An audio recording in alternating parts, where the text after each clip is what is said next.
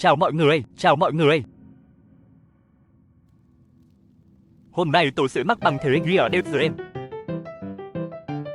Bây giờ tôi sẽ nói sơ về classy zombie. Classy này không thể dùng băm gạc hay dầu rắn để hồi máu, mà phải ăn xác sinh vật khác. Và tôi sẽ chơi chế độ ác mộng. Tôi hiện đang dùng tàu băng vì nó chạy nhanh hơn, an toàn hơn tàu gỗ. Bây giờ thì mọi người cố tóm lót nha.